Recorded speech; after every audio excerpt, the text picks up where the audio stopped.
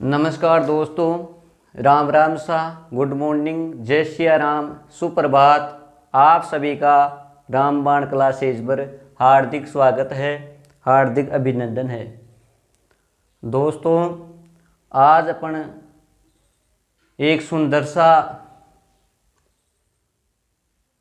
और बढ़िया सा टॉपिक है जिसका नाम है विद्युत, जिसकी शुरुआत करने जा रहे हैं। तो आपकी आज्ञा हो तो मैं शुरुआत करूं और आप भी करो। करें शुरुआत। तो आप आज एक हेडिंग डालिए, विद्युत। विद्युत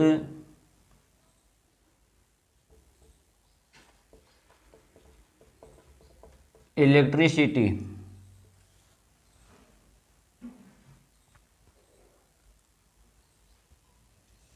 पहले इसकी परिभाषा जान लेते हैं।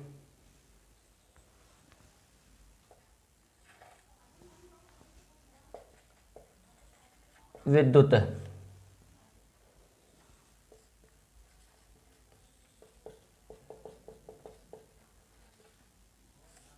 इलेक्ट्रिसिटी किसे कहते हैं साहब? आवेश एवं इलेक्ट्रॉन के प्रवाह को ही विद्युत कहते हैं। यही सुना होगा आपने, आवेश एवं इलेक्ट्रॉन के प्रवाह को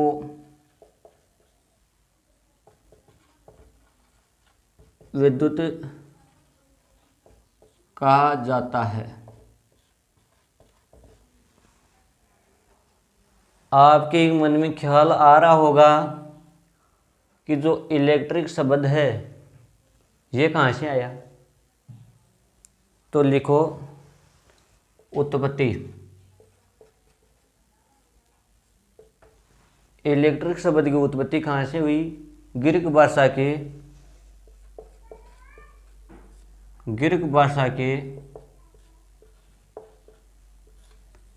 इलेक्ट्रॉन शब्द से। इलेक्ट्रॉन शब्द से, ठीक है जी।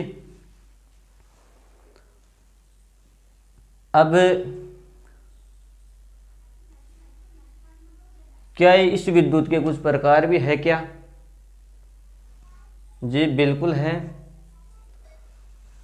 तो ये दो प्रकार की होती है।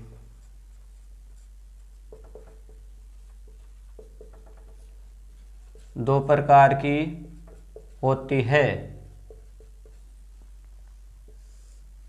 कौन कौन सी होती है? एक होती है स्थिर विद्युत,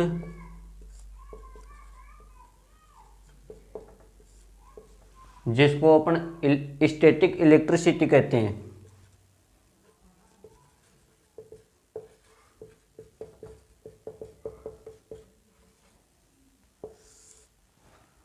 और एक होती है गतिशील विद्युत।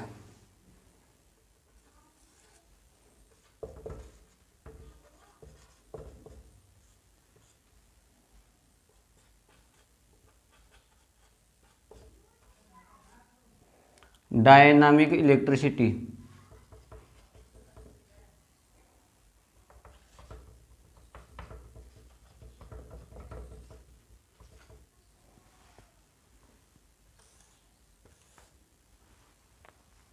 यहां तक बात क्लियर? अब इन दोनों को एक एक करके समझते हैं। दोस्तों, मैं फिर से आपको बोल रहा हूं, आपको रटना नहीं है, केवल समझना है। रटने का लफड़ा हटाई दो।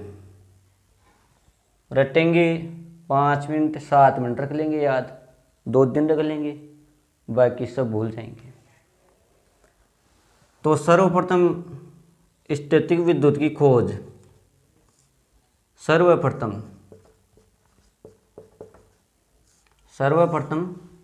इसकी खोज किसने की? तो यूनान का वैज्ञानिक था यूनानी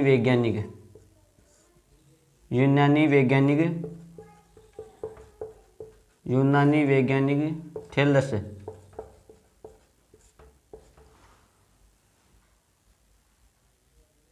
600 ईसा पूर्व 600 ईसा पूर्व यानी कि लगभग 2500 वर्ष पहले, लगभग 2500 वर्ष पहले, लगभग 2500 वर्ष पहले की बात है। इन्होंने क्या किया भाई, इन्होंने एक कांच की छड़ ली, एक रेशम का कपड़ा लिया, समझो बात को, ये कांच की छड़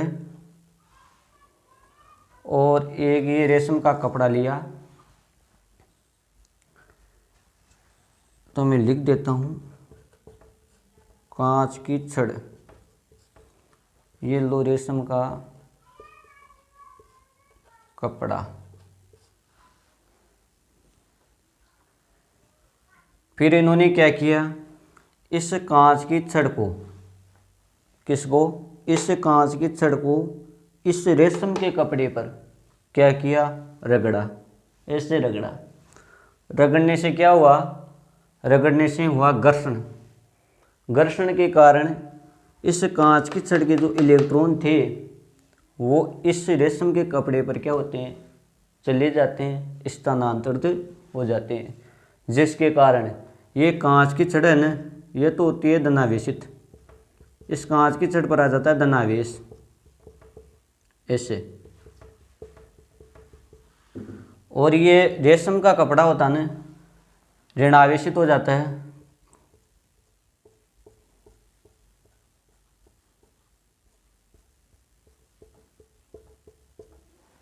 ठीक है जी, यहाँ तक की बात क्लियर। दोबारा मैं समझा रहा हूँ, ये कांच की छड़ थी, इस कांच की छड़ को इन्होंने क्या किया, इस रेशम के कपड़े पर रगड़ा। क्या किया, इस रेशम के कपड़े पर रगड़ा।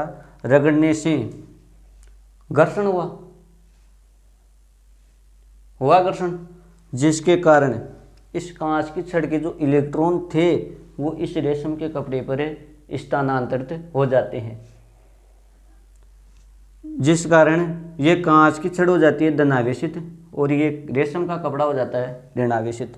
तो मैं इसको यहाँ धनावेशित लिख सकता हूँ, धनावेशित,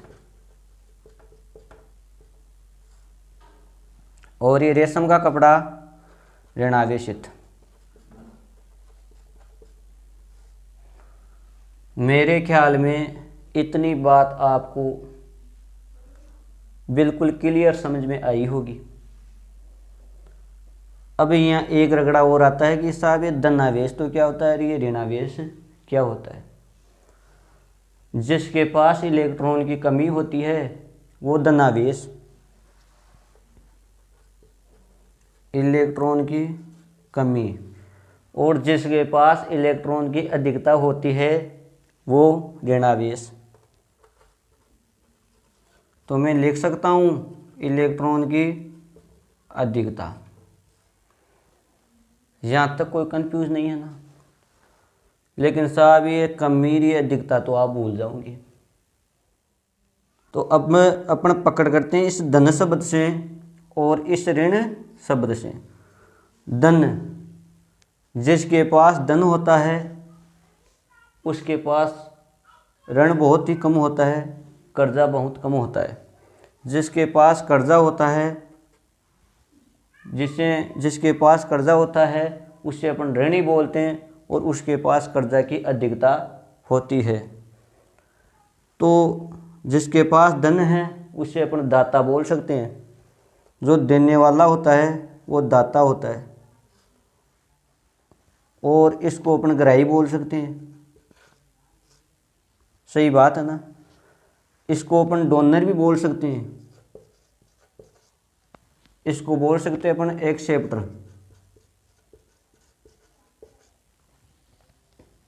इतनी बात क्लियर होगी। फिर स्टेलस ने क्या किया, ये कांच की छड़ थी ना, इस कांच की छड़ को कागज के छोटे छोटे टुकड़ों के पास ले जाते हैं। तो ये कागज के टुकड़े हैं, ये कागज के टुकड़े।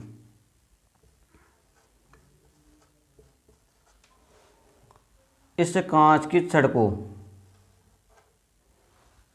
इस धनावेशित कांच की छड़ को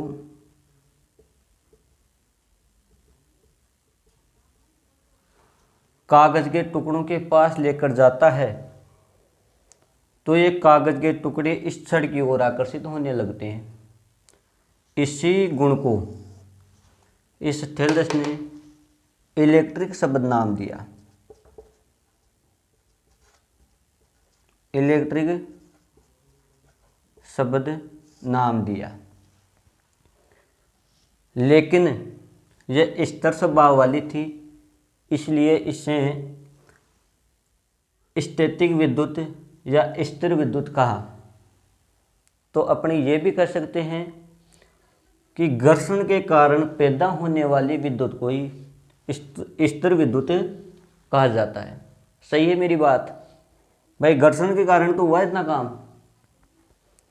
तो ये एक चिंगारी के रूप में थी। इतनी बात मेरे ख्याल में आपको समझ में आई होगी। यहाँ तक कोई दिक्कत, कोई प्रॉब्लम? ठीक है जी, कर दूँ अब? ओके जी।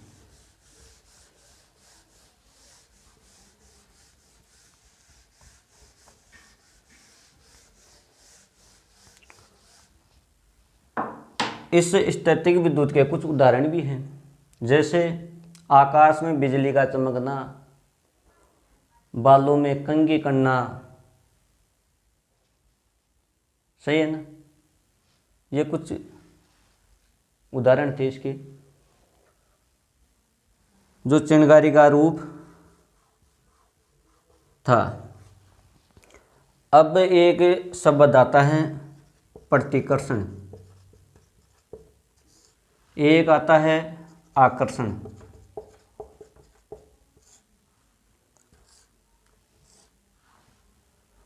प्रतिकर्षण का मतलब क्या होता है? दूर जाना। आकर्षण का मतलब क्या होता है? नजदीक आना। तो ये तो लो प्रतिकर्षण और ये लो आकर्षण। तो समान आवेशों में तो क्या होता है? समान आवेशों में तो क्या होता है? प्रतिकर्षण। समान आवेशों में क्या होता है? प्रतिकर्षण। और असमान आवेशों में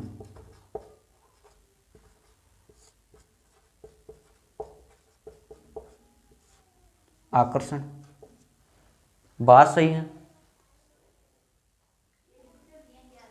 जैसे अपन धनावेश और ये धनावेश, ये ऋणावेश और ये धनावेश।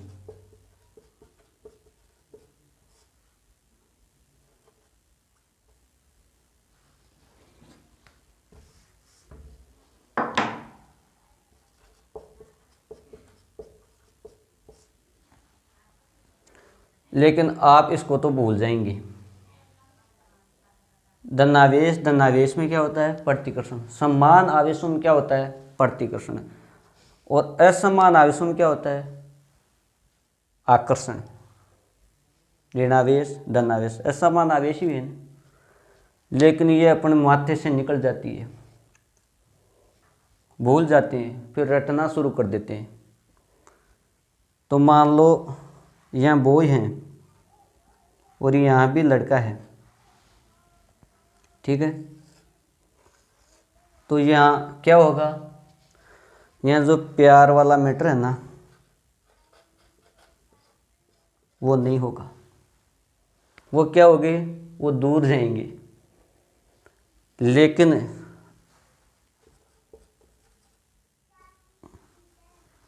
यहाँ लड़की हो और यहाँ लड़का हो तो यहाँ क्या होगा, ये प्यार वाला मैटर यहाँ होगा। और ये प्यार शब्द एक ऐसा है जो कभी पूरा नहीं होता। क्यों? क्योंकि इसका जो फर्स्ट अक्षर है ना, यही अधूरा है, इसलिए कभी पूरा नहीं होता। और होना भी चाहिए, कोई बड़ी चीज़ नहीं है। प्यार होना भी ज़रूरी है। आपका और मेरा भी प्यार है, और प्यार करना बहुत ही अच्छी बात है। इतनी बात आपको मेरे ख्याल से समझ में आई होगी। कर दूं रफ? ठीक है जी।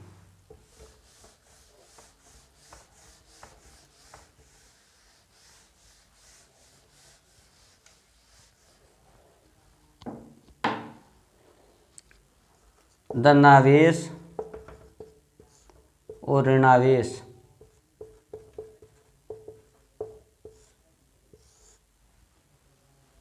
इसका नामकरण करने वाले वैज्ञानिक थे बेंजामिन फ्रैंकलिन।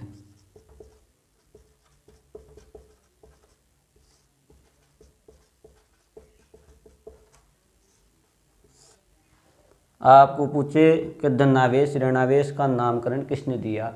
बेंजामिन फ्रैंकलिन ने।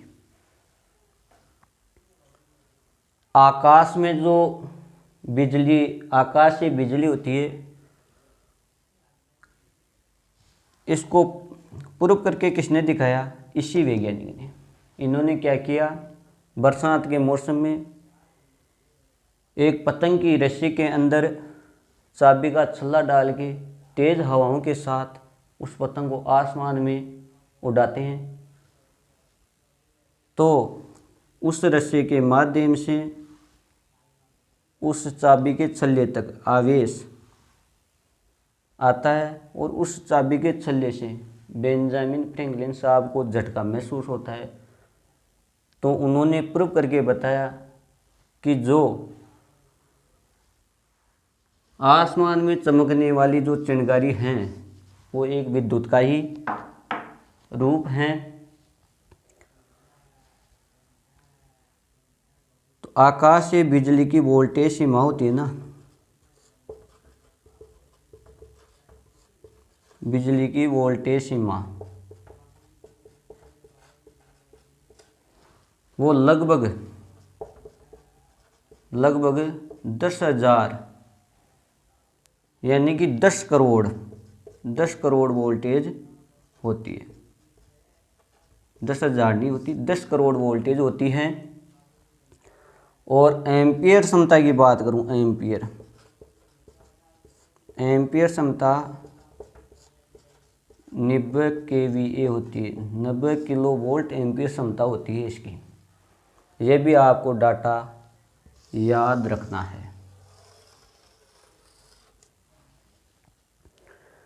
अब करते हैं इस गतिशील विद्युत के बारे में चर्चा। कर दूं रफ? ठीक है जी।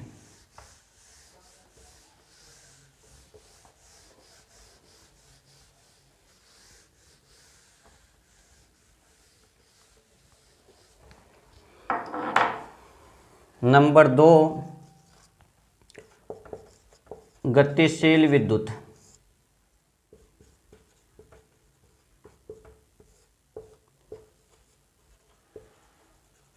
Dynamic electricity.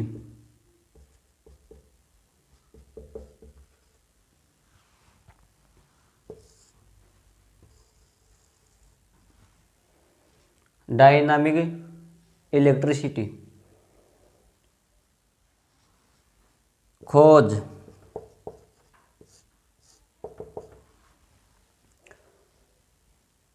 अलेक्जेंड्रा वोल्टा था। अलेक्जेंड्रो वोल्टा नामक वैज्ञानिक था। इन्होंने रासायनिक पदार्थों को आपस में क्रिया करा के एक वोल्टा सेल का निर्माण किया और विद्युत पैदा करने में सफलता प्राप्त की। रासायनिक पदार्थों को आपस में क्रिया कराई और एक वोल्टा सेल का निर्माण कराया। इस वोल्टा सेल का निर्माण करते हैं जिसके कारण इन्होंने विद्युत पैदा करने में सफलता प्राप्त की। यह तारों में प्रवाहित होने वाली थी।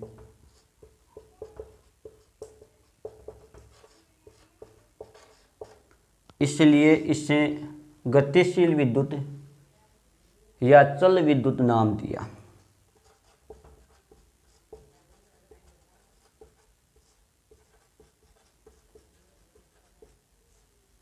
दिया। लेकिन इसका प्रयोग केवल प्रयोगशाला तक ही सीमित था। प्रयोगशाला तक ही उपयोग।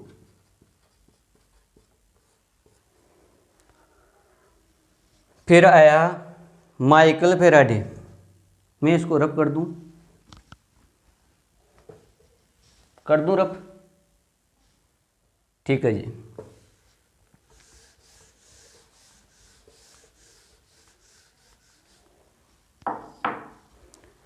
फिर तीसरे नंबर आया माइकल फैराडे।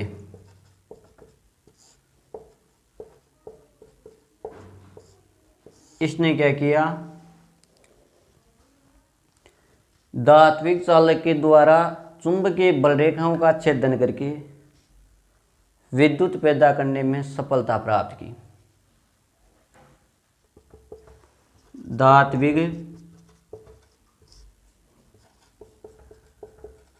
चालक द्वारा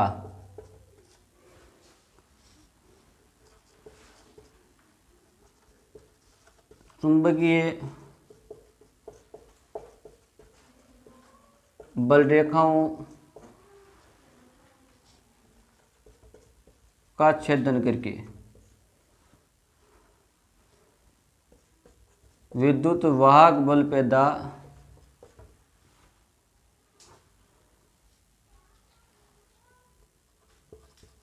करने में सफलता प्राप्त की, जिसका उपयोग आज भी जारी है। ये बात थी साहब। मेरे ख्याल में आपको समझ में आई होगी। अगर मेरी बातें आपको समझ में आ रही है, अगर आपको वीडियो अच्छा लग रहा है तो वीडियो को मेरे कहने से लाइक करें, शेयर करें, आपके सभी दोस्तों को, रिश्तेदारों को, और सब्सक्राइब करें। दोस्तों, आपका प्यार मेरे साथ बनाए रखें।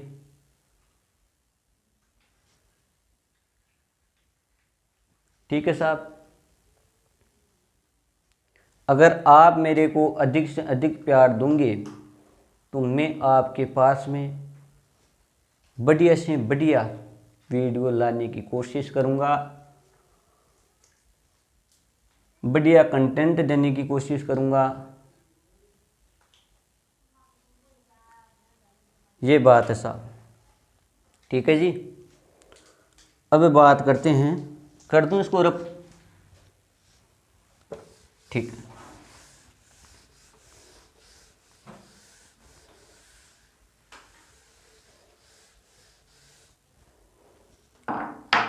अब बात आती है कि ये विद्युत हैं, लेकिन इसकी पहचान किस प्रकार करें अपन कि ये विद्युत है। बात भी सही है कि अपन को क्या मालूम कि ये विद्युत है।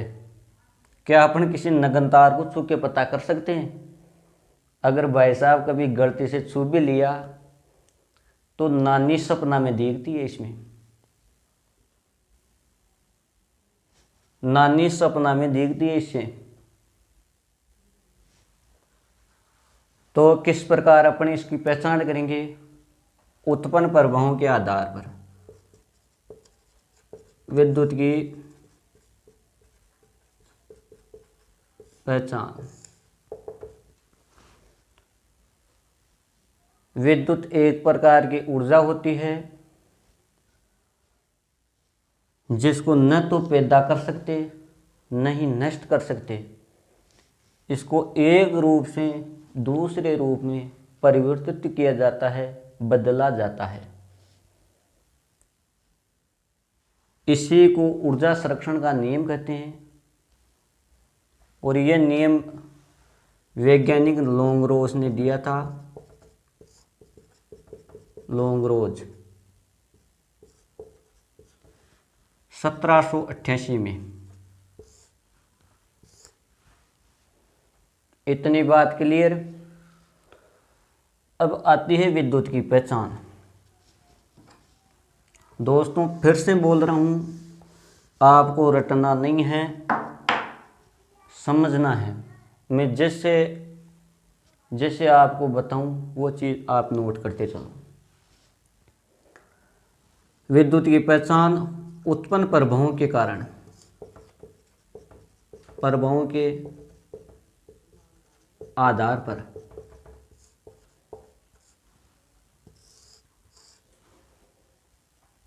पंखा है, विद्युत सप्लाई दी, रोटेटिंग करने लग गया, घूमने लग गया। अपन बोले हाँ साहब इसमें लाइट है, चल गया। मोटर है, विद्युत सप्लाई दी, वो रोटेटिंग करने लग गई, तो अपन को पता चला कि साहब इसमें भी विद्युत है। तो पंखों में, मोटरों में आदि में यांत्रिक ऊर्जा के रूप में, किसमें? यांत्रिक ऊर्जा के रूप में इसकी पहचान करते हैं। यहां तक क्लियर? अब साहब बल्बों में प्रकाश ऊर्जा के रूप में कैसे? जैसे अपन रूम का स्विच ऑन करते हैं तो बल्ब जल जाता है, अपन बोलते हैं साहब लाइट आ गई, रोशनी हो गई। तो बल्बों के रूप में तो प्रकाश ऊर्जा के रूप में, पंखों मोटरों में यांत्रिक ऊर्जा के रूप में, यांत्रिक ऊर्जा घूर्णन, रोटेटिंग। हीटर में, गीजर में, ओवन में,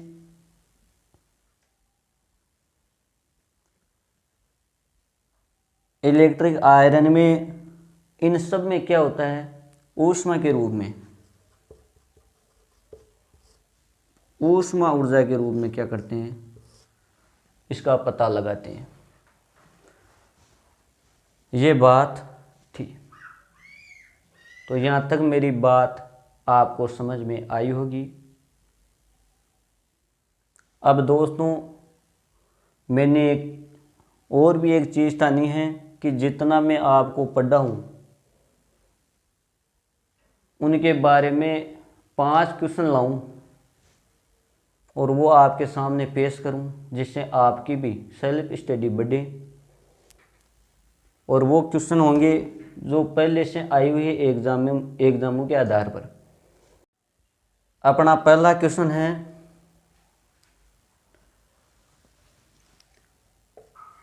क्वेश्चन नंबर 1, स्टैटिक बिजली का उत्पादन किस कारण होता है?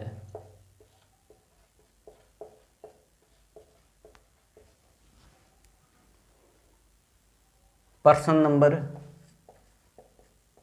1, ऑप्शन देता हूं आपको। घर्षण। नंबर 2, चुंबकन। नंबर 3, प्रकाश। नंबर 4, ऊष्मा। बताओ देगा। स्थैतिक बिजली का उत्पादन किस कारण होता है? बिजली का उत्पादन तो इन चारों के द्वारा ही होता है, लेकिन नाम है स्थैतिक। जो घर्षण के कारण पैदा होने वाली विद्युत को अपन स्थैतिक विद्युत कहते हैं। तो आंसर आएगा घर्षण, आंसर ए। प्रश्न नंबर 2,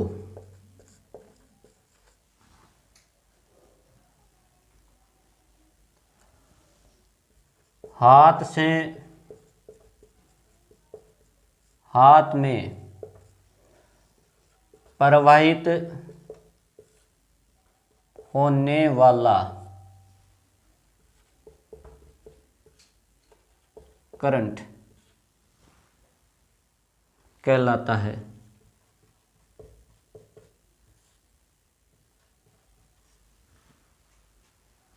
ऑप्शन दूं?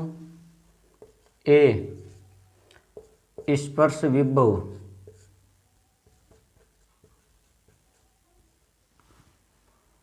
बी, चरण विभव।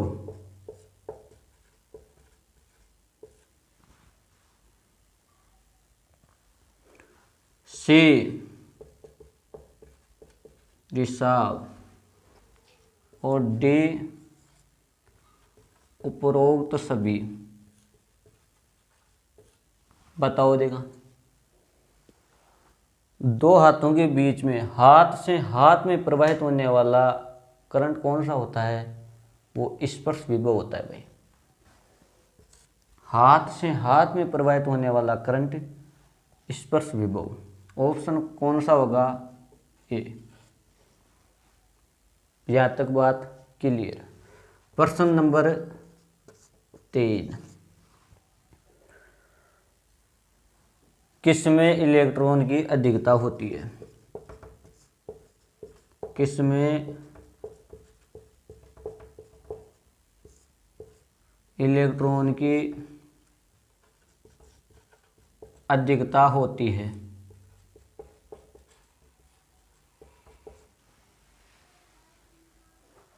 किसमें इलेक्ट्रॉन की अधिकता होती है? ऑप्शन ए,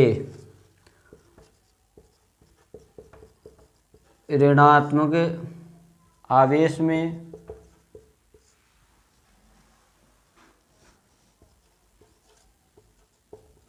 धनात्मक आवेश में।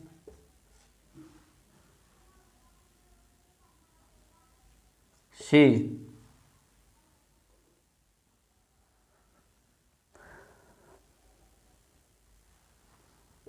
परमाणु में। और डी, अणु में। किसमें इलेक्ट्रॉन की अधिकता होती है? मैंने अभी बताया था, जिसके पास कर्जा होता है वो सदा ही ऋणी रहता है। जो ऋणी होता है उसके पास कर्जा अधिक होता है। और कर्जा कौन है भाई? इलेक्ट्रॉन। तो ऋणात्मक आवेश में। बात यहां तक क्लियर। प्रश्न नंबर 4,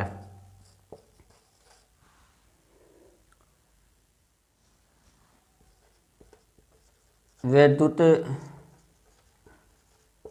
आवेश की इकाई क्या होती है?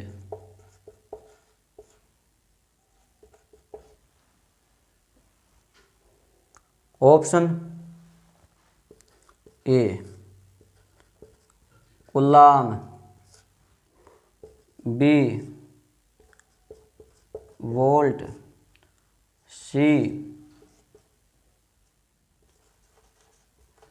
Ampere D watt. बताओ देगा, इसका ऑप्शन ए होगा भाई। वैद्युत आवेश की इकाई क्या होती है? कूलाम, वोल्ट, एम्पीयर या वाट? तो विद्युत आवेश की इकाई होती है कूलाम, ऑप्शन ए। प्रश्न नंबर 5,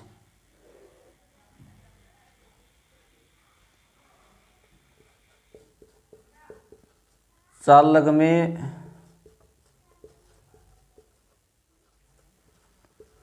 विद्युत धारा का प्रवाह किस कारण होता है?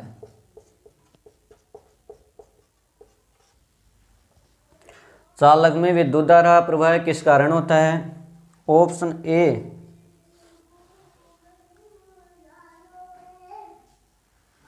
ऑप्शन ए दूं, आवेशित कण द्वारा,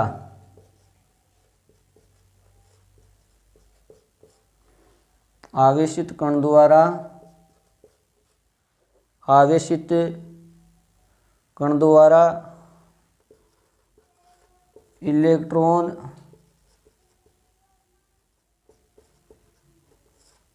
आयन द्वारा,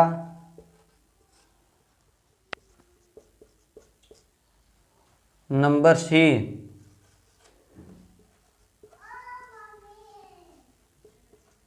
इलेक्ट्रॉन द्वारा, और नंबर डी, प्रोटॉन द्वारा।